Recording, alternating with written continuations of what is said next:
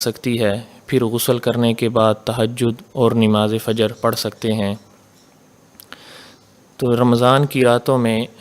اپنی بیوی کے ساتھ ہم بستری کی جا سکتی ہے۔ اللہ تبارک و تعالیٰ نے قرآن مجید میں فرمایا احل لکم لیلۃ الصیام الرفث الی نسائکم، سورہ بقرہ آیت نمبر 187، کہ اللہ تبارک و تعالیٰ نے آپ کے لیے تمہاری بیویوں کو رمضان کی راتوں میں حلال کر دیا ہے۔ انڈیا سے اوصاف علی سوال کرتے ہیں کہ کیا نماز تراویح میں قرآن مجید کو دیکھ کر پڑھ سکتے ہیں؟ امام حافظ نہیں یا مقتدی میں سے کوئی بھی قرآن کھول کے سن سکتا ہے؟ اس کے بارے میں حضرت شیخ متکلم اسلام مولانا محمد الیاس گمن حفظہ اللہ کا تفصیلی کلپ بھی موجود ہے، جس میں انہوں نے اس بات کو بالکل واضح طور پر بتلایا کہ قرآن دیکھ کر تراویح میں نہیں پڑھ سکتے۔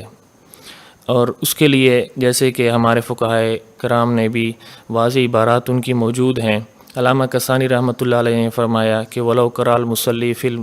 مِنَ الْمُصْحَفِ فَصَلَاتُهُ فَاسِدَةٌ عِنْدَ أَبِي حنیفہ، کہ اگر کوئی نماز پڑھنے والا نماز کی حالت کے اندر قرآن مجید دیکھ کر پڑھتا ہے تو اس صورت میں اس کی نماز فاسد ہوگی، امام ابو حنیفہ رحمۃ اللہ علیہ کے ہاں۔ لہٰذا ایسی صورت کے اندر زبانی پڑھا جائے، قرآن دیکھ کر پڑھنے سے نماز فاسد ہو جائے گی۔ محمد شاہ نواز انڈیا سے ہیں، سوال کرتے ہیں کہ اگر کوئی شخص ناپاک ہو گیا تھا لیکن اسے پتہ نہیں کہ وہ ناپاک ہے، اور اسی ناپاکی کی حالت میں اس نے نمازیں پڑھیں، تلاوت کی اور امامت بھی کی، بعد میں اس نے جب اپنے کپڑے کو دیکھا تو اسے ان کپڑوں میں جسے وہ پہن کر سویا تھا ناپاکی نظر آئی، اور اسے یہ پکا یقین ہو گیا کہ یہ ناپاکی کے دھبے ہیں۔ اب اس حالت میں اس کی نمازوں کا کیا ہوگا؟ اس نے جو امامت کرائی تو کیا اس کے پیچھے پڑھنے والوں کی نماز ہو جائے گی؟ اگر نماز لوٹانی ہو تو کس طرح لوٹائی جائے گی؟ نماز کے لیے وضو اور پاکی یہ شرط ہے۔ اگر وضو نہ ہو یا کپڑے اور جسم پاک نہ ہو تو اس صورت میں نماز نہیں ہوتی، لہٰذا اس صورت میں بھی نماز نہیں ہوئی۔ اور جو ان کے پیچھے نماز پڑھنے والے حضرات ہیں تو ان کے لیے یہ اعلان کر دیا جائے کہ کسی وجہ سے، اگرچہ وجہ نہ بتلائی جائے لیکن یہ کہا جائے کہ کسی وجہ سے نماز نہیں ہوئی، آپ تمام حضرات اپنی نماز کو دوبارہ لوٹا لیں۔ اگلا سوال، نماز تراویح بغیر جماعت پڑھنے کے کیا احکام ہیں؟ نماز تراویح میں اصل اور افضل تو یہی ہے کہ جماعت کے ساتھ پڑھی جائے، لیکن اگر کوئی ایسا عذر ہو، معذور ہے، چل کے جا نہیں سکتا یا جماعت کی کوئی ترتیب نہیں بن سکتی، تو ایسی صورت کے اندر پھر اکیلے پڑھنے کی گنجائش ہے، 2 رکعت پڑھی جائیں اور 4 رکعت کے بعد کچھ دیر وقفہ کر لیا جائے۔ عبداللہ انگلینڈ سے سوال کرتے ہیں کہ مہر فاطمی کتنا ہے اور آج کل کتنی رقم بنتی ہے؟ مہر فاطمی کے بارے میں روایات کے اندر جو مقدار ہے وہ ہے 12.5 اوقیہ چاندی۔ 1 اوقیہ چاندی 40 درہم کا ہے، تو اس اعتبار سے 500 درہم بنتے ہیں، اور موجودہ قیمت کے اعتبار سے اس کی قیمت 131 تولہ 3 ماشے چاندی بنتی ہے۔ محمد اشرف انڈیا سے سوال کرتے ہیں کہ کیا موبائل میں موجود قرآن کو وضو کے بغیر چھو سکتے ہیں؟ تو اس کے بارے میں یہ ہے کہ قرآن مجید کی سکرین پر اگر قرآن کھلا ہوا ہو تو یہ قرآن مجید کے حکم میں ہے، یعنی اس صورت میں آپ بغیر وضو کی اس کو نہیں چھو سکتے ہیں۔ ہاں، آپ اس صورت میں موبائل کے جو کنارے ہیں، سائیڈ ہیں، ان کو تو چھو سکتے ہیں، لیکن جب سکرین پر قرآن کھلا ہوا ہو تو بغیر وضو کے چھونا یہ جائز نہیں ہے۔ احتشام الحق کراچی سے سوال کرتے ہیں کہ روزے کی حالت میں احتلام ہو جائے تو اس کا کیا حکم ہے؟ اگر روزے کی حالت میں احتلام ہو جائے تو اس صورت میں روزہ برقرار رہے گا، البتہ جلدی غسل کر لینا چاہیے۔ غسل میں تاخیر، یہ فقہا نے اس کو مکروہ لکھا ہے، اس لیے اس میں تاخیر نہیں کرنی چاہیے، بلکہ جلد از جلد غسل کر لینا چاہیے، لیکن اس سے روزہ وہ برقرار رہتا ہے۔ اگر کوئی شخص رمضان میں اپنی بیوی سے جماع کر لے تو غسل جنابت کب کرے؟ اگر غسل جنابت فجر کے بعد کیا جائے تو روزہ ہو جائے گا۔ تو رمضان کی راتوں میں جیسے پہلے گزر چکا کہ اگر کوئی آدمی اپنی بیوی سے ہم بستری کر لے تو اس صورت میں وہ سحری کے وقت غسل کر لے اور اس کے بعد پھر سحری کر لے، اور اس کے بعد پھر جب روزے کا وقت شروع ہو تو پھر روزے کی نیت کر لے۔ اور اگر کوئی آدمی اس غسل جنابت میں تاخیر کرتا ہے تو اس کو فقہا نے مکروہ لکھا ہے، اس لیے اس پاکی اس صورت میں جلدی حاصل کر لینی چاہیے۔ محمد مدثر بھارت سے کہ جب ظہر میں نماز کے فوراً بعد ادا وقت میں ظہر سے پہلے کی چھوٹی ہوئی سنت پڑھی جا سکتی ہیں تو فجر میں سورج نکلنے کے بعد پڑھنے کا حکم کیوں دیا جاتا ہے؟ فجر کی سنتوں کے متعلق حضرت شیخ متکلم اسلام مولانا محمد الیاس گھمن حفظہ اللہ کی ایک مستقل فائل ہے کہ فجر کی سنتوں کی قضاء کا وقت، اس میں اس مسئلے کو پورے تفصیل کے ساتھ ذکر کیا گیا ہے۔ صحیح بخاری میں روایت موجود ہے کہ آپ صلی اللہ علیہ وسلم نے فرمایا کہ فجر کے بعد سورج کی طلوع ہونے تک نماز پڑھنا درست نہیں، اور عصر کے بعد سورج کے غروب ہونے تک نماز پڑھنا درست نہیں۔ تو چونکہ یہ بالکل واضح روایت موجود ہے، اس لیے فقہائے کرام نے اس وقت میں نماز پڑھنے کو منع فرمایا ہے کہ سورج کے نکلنے کے بعد پھر قضا نماز یا جو فجر کی سنتیں رہ گئی ہیں اس کو ادا کیا جائے۔ غلام نبی سوال کرتے ہیں، ایک عورت حاملہ ہے، حاملہ ہونے کی وجہ سے بیمار ہے، ڈاکٹر نے ناک میں قطرے ڈالنے کی دوا دی ہے جو بہت ضروری ہے، پوچھنا یہ ہے کہ کیا یہ دوا روزے کی حالت میں قطرے ناک میں ڈالنے سے روزہ ٹوٹ جائے گا یا نہیں؟ ناک میں دوا ڈالنے کی صورت میں روزہ فاسد ہو جائے گا۔ تو ایسی صورت میں اگر یعنی ان کی بیماری بڑھنے کا خطرہ ہے، بیماری زیادہ بڑھ جائے تو اس صورت کے اندر وہ روزے کو چھوڑ دے اور بعد میں اس کی قضا کرے۔ ابو بکر ندوی ہندوستان سے، حضرت شوگر کے مریض بہت زیادہ ہیں، شوگر میں کمی زیادتی ہوتی رہتی ہے، اس کمی زیادتی کی بنا پر مرض بڑھنے کا امکان ہوتا ہے، اس صورت میں شوگر کے مریض کو رمضان کے روزے رکھنے کا کیا حکم ہے؟ اگر کوئی ماہر طبیب یہ مشورہ دے کہ یہ مریض جو شوگر کا ہے یہ روزے کو چھوڑ دے، روزے نہ رکھے، تو اس صورت میں اس مریض کے لیے حکم یہی ہے کہ وہ روزے نہ رکھے اور بعد میں اس کی قضا کرے۔ لیکن از خود اپنے بارے میں یہ فیصلہ کر لینا کہ چونکہ میں بیمار ہوں اور شوگر کا مریض ہوں، اور خود ہی یہ فیصلہ کر لینا کہ روزے کی حالت میں بیماری بڑھ سکتی ہے، تو یہ اس کا خمیازہ پھر خود ہی بھگتنا پڑے گا۔ اس لیے فقہائے کرام نے فرمایا کہ اگر ماہر طبیب اس بات کا مشورہ دے اور یہ حکم دے کہ یہ مریض روزے نہ رکھے تو اس مریض کے لیے روزے نہ رکھنے کی اجازت ہے اور بعد میں اس کی قضا کرے گا۔ اسی طرح ابو بکر ندوی ہندوستان سے یہ سوال کرتے ہیں کہ کیا ہومیوپیتھک دوا کے سونگھنے سے روزہ فاسد ہو جاتا ہے؟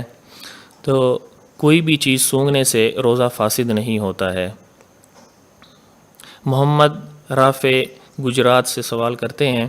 کسی شخص کو ہوا خارج ہونے کی بیماری ہو اور بار بار ہوا خارج ہوتی ہو تو کیا ہر دفعہ وضو کرنا ہوگا یا ایک ہی دفعہ؟ اگر کوئی شخص ایسا ہے کہ جو معذور ہے، معذور یعنی کہ ایسا آدمی کہ جس کو ایک نماز کی وقت کے اندر 4 رکعت نماز پڑھنے کا بھی وقت نہیں ملتا اور وہ بیماری اس کو ہر وقت لاحق ہوتی ہے، تو ایسا شخص معذور ہے، وہ ایک دفعہ ایک وقت میں وضو کرے اور اس کے بعد اس سے نماز پڑھے۔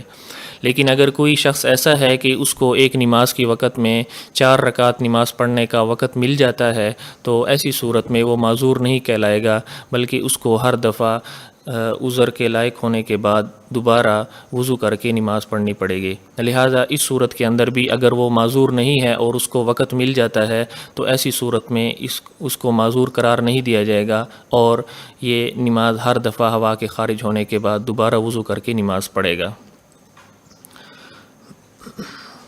احمد حسان راولپنڈی سے سوال کرتے ہیں کہ آج کل تمام جیولری دکانیں بند ہیں، ہمارے پاس جو جیولری ہے اس کا وزن ہمیں معلوم نہیں، ہر سونے کی قیمت بھی معلوم نہیں، زکوٰۃ کا وقت پورا ہو چکا، تو اس صورت میں ہم کیا کریں؟ اس کی ایک صورت تو یہ ہے کہ چونکہ آپ نے سابقہ سالوں کی بھی اس کی زکوٰۃ دی ہوگی تو لہٰذا اسی حساب سے آپ زکوٰۃ دیں، اور اگر اس کی کوئی صورت نہ ہو تو آپ اندازے سے اس کی زکوٰۃ دے دیں، اور جب دکانیں کھلیں تو دوبارہ آپ اس کی قیمت لگوائیں اور جو کمی ہوئی ہے وہ پھر آپ دوبارہ زکوٰۃ اس کی جو بقیہ پیسوں کی ہے وہ ادا کر دیں، تو اس صورت میں آپ کی یہ زکوٰۃ ادا ہو جائے گی۔ عبداللہ خان سوال کرتے ہیں کہ کچھ حضرات کہتے ہیں کہ افطار کے وقت عام طور پر پڑھی جانے والی دعا اللہم لک صمت کو صحیح حدیث سے ثابت نہیں، کیا یہ دعا پڑھنی چاہیے یا کوئی اور دعا؟ یہ دعا حدیث پاک میں موجود ہے، سنن ابی داؤد کی روایت ہے جس کے اندر یہ دعا ہے کہ آپ صلی اللہ علیہ وسلم جس وقت روزہ افطار فرماتے تھے تو اس وقت یہی دعا پڑھتے تھے، تو لہٰذا چونکہ یہ حدیث سے ثابت ہے لہٰذا اسی دعا کو ہی پڑھا جائے۔ افضال بٹ صاحب سوال کرتے ہیں کہ روزہ ٹوتھ پیسٹ کرنے سے ٹوٹ جاتا ہے جبکہ اس کے ذرات پیٹ میں نہ جائیں۔ ٹوتھ پیسٹ کی صورت کے اندر چونکہ حلق میں اس کے اثرات کے جانے کا قوی اندیشہ ہے لہذا اس کو فقہا نے مکروہ لکھا ہے۔ اگر اثرات چلے گئے تو اس صورت میں روزہ فاسد ہو جائے گا، اس لیے اس کا بہتر طریقہ یہی ہے کہ سحری کے وقت یا افطاری کے بعد ٹوتھ پیسٹ کر لیا جائے، اور یہی حکم ٹوتھ پاؤڈر کا بھی ہے کہ جو پیسٹ کی صورت میں نہیں بلکہ پاؤڈر کی صورت میں ہے، اس میں بھی سحری یا افطاری کے بعد اس سے دانت صاف کر لیے جائیں کہ اس سے پہلے اس کے ذرات اور اس کے اثرات کا پیٹ میں اور حلق سے نیچے اترنے کا قوی اندیشہ ہے۔ محمد یوسف انڈیا سے کہ لاک ڈاؤن کے زمانے میں ایک شخص صاحب نصاب ہے لیکن اس کے پاس نہ تو نقدی ہے اور نہ ہی کھانے پینے کی چیزیں، اور ایسے حالات میں کوئی قرض دینے کو بھی تیار نہیں، کیا یہ شخص ابن سبیل کے درجہ میں قرار پا کر مصارف زکوٰۃ میں سے ہوگا یا نہیں؟ چونکہ صاحب نصاب ہے اور ساحل خود کہتا ہے لہٰذا ایسی صورت میں اس کو زکوٰۃ دینا جائز نہیں ہے،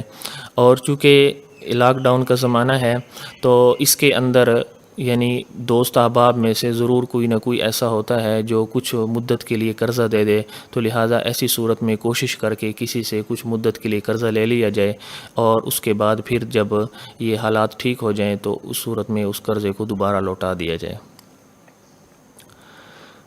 محمد اعظم انڈیا سے کہ ظہر کی نماز میں جو 4 سنت پہلے ہیں 4 فرض اور 2 سنت کے بعد پڑھ سکتے ہیں، پہلی والی 4 سنت کو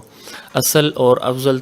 اور بہتر یہی ہے کہ اس کو بر وقت آ کر پہلے ادا کیا جائے، یعنی نمازی مسجد میں ایسے وقت میں آئے کہ اتنا وقت باقی ہو کہ وہ جماعت کے شروع ہونے سے پہلے ہی 4 رکعت سنت ادا کر لے۔ لیکن اگر نمازی مسجد میں ایسے وقت میں آتا ہے کہ نماز شروع ہو چکی ہے اور وہ جماعت میں شامل ہو گیا ہے تو نماز فرض ادا کرنے کے بعد 2 رکعت سنت اور اس کے بعد پھر 4 رکعت جو پہلے کی سنتیں ہیں ان کو ادا کرے۔ عائشہ صابری سوال کرتی ہیں کہ حافظہ لڑکی تراویح مستورات کو آہستہ آواز میں پڑھا سکتی ہے؟ اس میں اصل تو یہی ہے کہ فقہا نے عورتوں کی جماعت کو مکروہ قرار دیا ہے، اور حافظہ کے لیے قرآن مجید کو یاد کرنے کی صورت یہ ہے کہ وہ کسی اور وقت میں یہ سنا دے اور اس سے ان کا قرآن باقی یاد رہے گا۔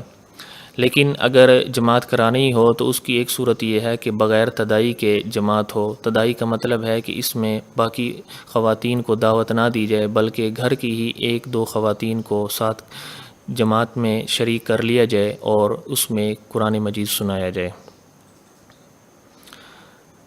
سمرین سائلہ انڈیا سے سوال کرتی ہیں کیا حالت روزہ میں انجیکشن لگوانا جائز ہے یا نہیں؟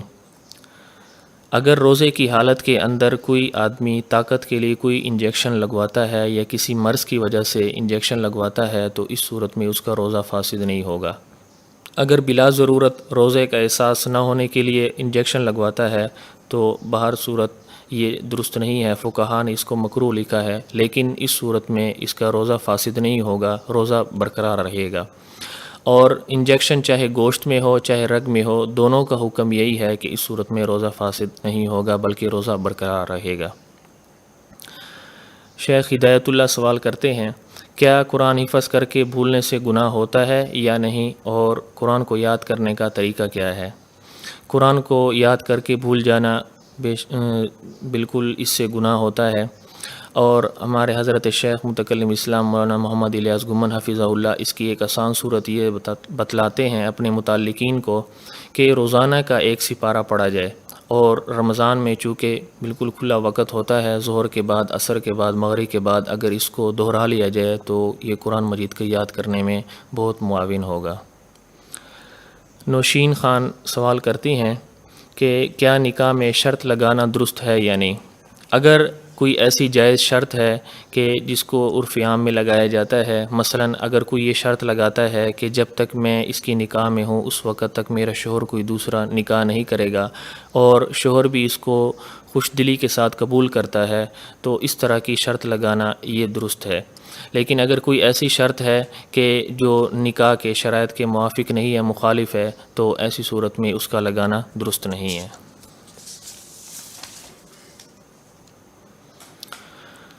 عمرانہ اختر سوال کرتی ہیں، اگر کوئی شخص یہ نیت کرے کہ وہ اپنے والدین کے لیے 50 قرآن مجید پڑھے گا تاکہ اس کا ثواب والدین کو ملے، الحمدللہ اس کے والدین ابھی زندہ ہیں، کیا اس طرح کی نیت جائز ہے؟ اگر جائز نہیں ہے تو کیا اس کا کفارہ ادا کرنا ہوگا؟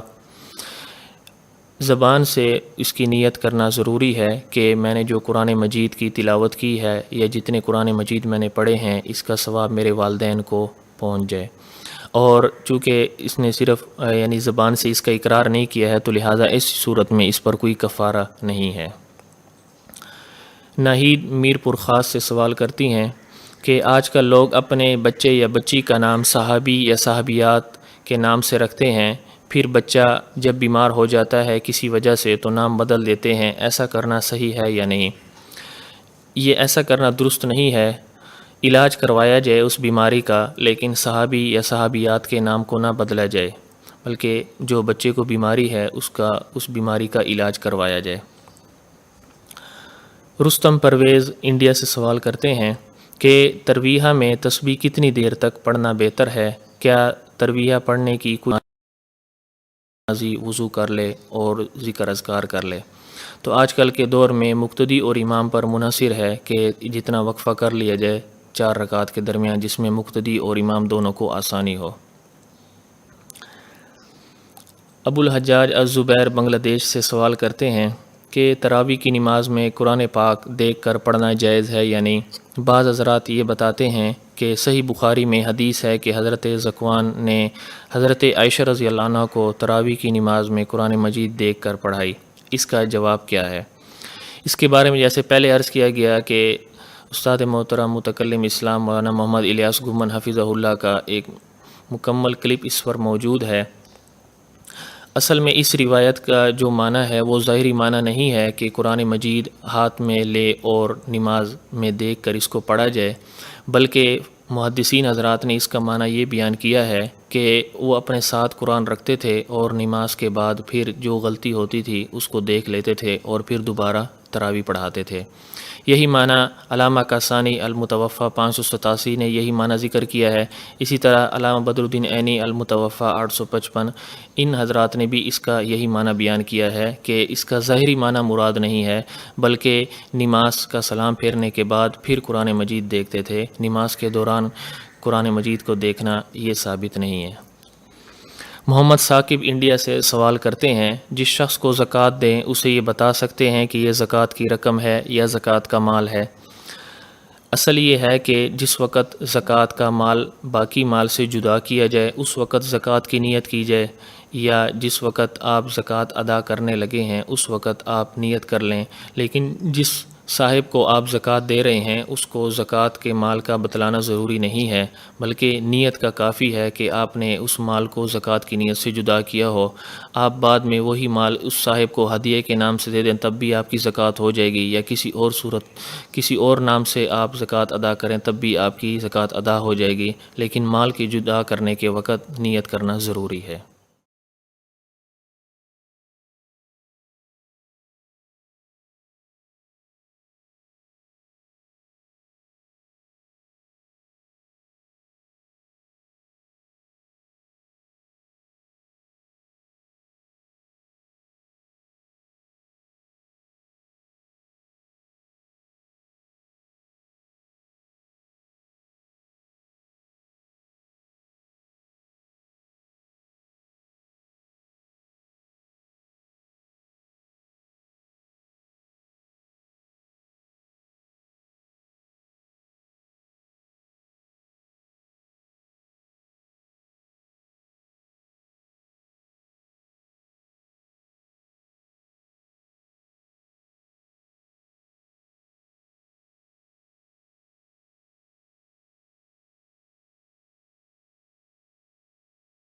کبھی پی رہے ہیں لہو آرزو کا، مٹا کر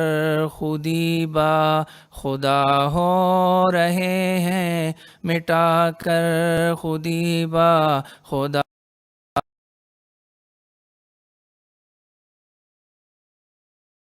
جو ہر دم خدا پر فدا ہو رہے ہیں، وہ فانی بتوں سے جدا ہو رہے ہیں. جو ہر دم خدا پر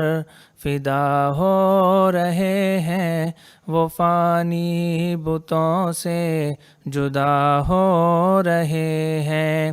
وہ خمر کہن تو قوی تر ہے لیکن، وہ خمر کہن تو قوی تر ہے لیکن، نئے جام و مینا عطا ہو رہے ہیں، نئے جام و مینا عطا ہو رہے ہیں. جو ہر دم خدا پر فدا ہو رہے ہیں، وہ فانی بتوں سے جدا ہو رہے ہیں. کبھی قلب دے کر، کبھی جان دے کر، کبھی قلب دے کر، کبھی جان دے کر، رہے عشق میں با وفا ہو رہے ہیں، رہے عشق میں با وفا ہو رہے ہیں. جو ہر دم خدا پر فدا ہو رہے ہیں، وہ فانی بتوں سے جدا ہو رہے ہیں. خوشی اپنی ان کی خوشی پر لٹا کر، خوشی اپنی ان کی خوشی پر لٹا کر، خوشی اپنی ان کی خوشی پر لٹا کر، خوشی اپنی ان کی خوشی پر لٹا کر، ہم اب اہل صدق و وفا ہو رہے ہیں، ہم اب اہل صدق و وفا ہو رہے ہیں. جو ہر دم خدا پر فدا ہو رہے ہیں، وہ فانی بتوں سے جدا ہو رہے ہیں. کبھی پی رہے ہیں لہو آرزو کا، کبھی پی رہے ہیں لہو آرزو کا، مٹا کر خودی با خدا ہو رہے ہیں، مٹا کر خودی با خدا ہو رہے ہیں. جو ہر دم خدا پر فدا ہو رہے ہیں، وہ فانی بتوں سے جدا ہو رہے ہیں. تجھے ہو مبارک یہ اشک ندامت، تجھے ہو مبارک یہ اشک ندامت، نئے باب الفت کے وا ہو رہے ہیں، نئے باب الفت کے وا ہو رہے ہیں. جو ہر دم خدا پر فدا ہو رہے ہیں، وہ فانی بتوں سے جدا ہو رہے ہیں.